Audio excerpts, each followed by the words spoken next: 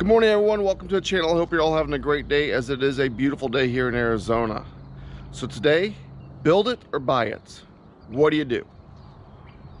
Well, what's that mean? Let me see. Do we build it? Do we buy it? Well, I like to build it, but I don't go over the top.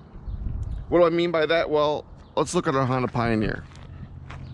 That is not the way that Pioneer comes stock. We built it. No, we didn't do tube chassis, hardcore trophy trucks and that type of stuff, and most people can't, to be honest. But we went off and we bought the parts that we needed and we put them together and we built it to our satisfaction. I mean, let's look at the old golf cart here that we did a couple months ago. When this thing rolled in to the garage, it was a stock golf cart and its puny little tires. And we built it up. We put a lift on it. We did new leaf springs, new rims, new tires. We did the rear seats. We built it. So let's look at the front of our Pioneer. I like it. I think it looks good. It can be improved on, but it looks good in the stock form. I do like when you get the LE, the limited edition bumper. I think it looks a lot better, but the standard bumper's not bad, and we can improve on it if we want. There's also the Super ATV winch bumper. I really like that. It gets rid of basically these bars and it makes this nice deck here. It's tough looking. I like that. It's the less is more concept. But at $300 and some odd, that's more money than I'm willing to spend. So the front, it doesn't look too bad. Let's walk around to the rear. So here in the rear, this is where it looks plain Jane to me. And this is probably the hardest part to build. So I've looked all over the interwebs and I've only found a couple rear bumpers, and none of them I really like. There's one out there that a gentleman makes on the Honda side-by-side forum, and he basically redoes this cover here and gets your room to put a winch down there. Well, that's more than I need. I mean, we did build this little license plate bracket, but that's just some flat stock. So I'd like to change something out back here and do a more substantial bumper. So what do I mean by that? I don't know. I've seen some really cool ideas where people have taken like old truck bumpers off S10s, Ford Rangers, and they've cut them in half and welded them together and smoothed them out, and you never knew that they were narrowed. I've seen where other people have put a second receiver on here. The key is to make sure that you can still use your dump bed. Now, am I going to build something for this? Thinking about it.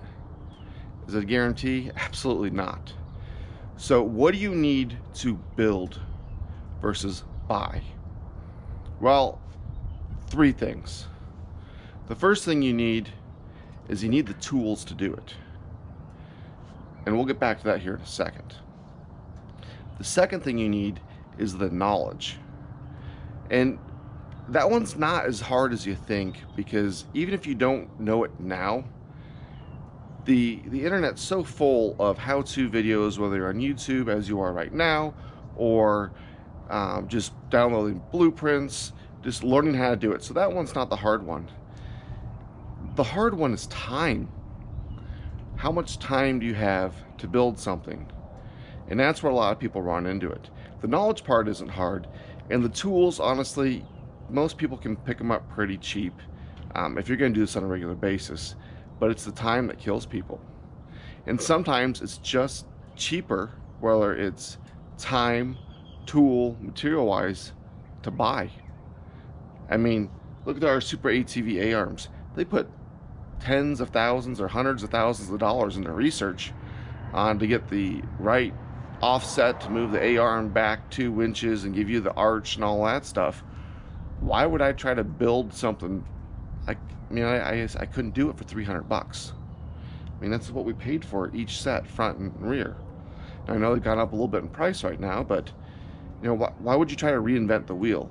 There's certain things you can build, like my $5 license plate bracket, and you don't even have to have any tools of that other than a hammer, some rattle can spray paint, and I did use a vise to kind of bend it, but there's other ways to do that. Use the edge of a table. So let's go back to tools. So what kind of tools are we talking about to do a build that's not just bolts on? Well, you got to have something to cut with, whether it be a grinder, a saw, or both preferably. Unfortunately, I don't have a plasma cutter, but maybe one day. The next thing you got to have, in my eyes, is somewhere to stick it together. So if it's not all bolted, you got to have a welder. Let me show you what I got here. So about 2 years ago, I bought a new welder to replace an older model which, well, wasn't holding up. So I bought the Millermatic 211. Now don't let the dust fool you, because I used it out here welding horse panels. The reason I bought this welder was, well, it does a couple things I really like over my old one. The old red one I had, just the internals were plastic, and I was tired of changing feed wheels and whatnot. Tired of hitting duty cycles, and it was only a 110 welder, which is a great welder for beginner. And no, I'm not an expert and I'm not a beginner, but I like this one because it's all metal drive gear. Another reason I bought this welder is a dual voltage. So this bad boy is going home with me today. There's another reason I'm taking it home. My Pioneer is not stored here. And though it's a great area to work on my stuff, I don't live here. So if I have a free hour or two in the day, I'd rather do it at home versus driving the 15 minutes out here, 15 minutes home. It saves a lot of time. So one tool I'm not going to be able to take home is this, my welding table. There's a couple of reasons. One, it's really heavy. It's solid steel. Now don't let it scare you because it's got a little rust on it. Well, it's been sitting out here in the monsoons. Take a little flapper wheel to it. I got a great ground. The other reason is I just don't have the room for it. I do have something I'm going to show you here in a minute.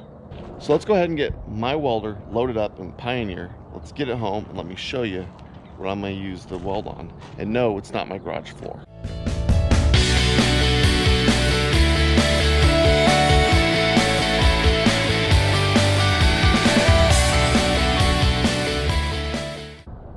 Well, there you have it, loaded up. I'm ready to go. So let's go ahead and get home. For you keen-eyed welders out there, you notice I don't have a bottle here.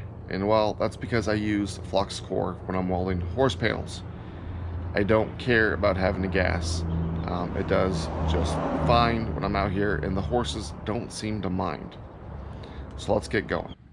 And just like that, I am home, and this is my new welding table. So when I am not out doing some heavy duty stuff where I need my pipe vise or whatever, I can use my little Harbor Freight welding table. They're about 70 bucks, and then you use the 20% off coupon, so it's not too bad. They hold 350 pounds. The nice thing about it is it folds up. So the top will fold that way, the bottom will fold in, and I can lean up against my house as I don't have a lot of space here. The other beautiful part of me having this table here with my Miller 211 is I now have the ability to weld on 240.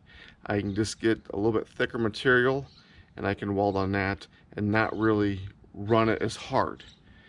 So time is money. Builder bought. Sometimes it's just cheaper to buy the product. If I have the ability to build it, I will, because, well, I've got more time than I've got money. So let me know in the comments below what you would do. If you had the opportunity and the ability to build it, would you do it? Or would you just buy it and save the time? Let me know.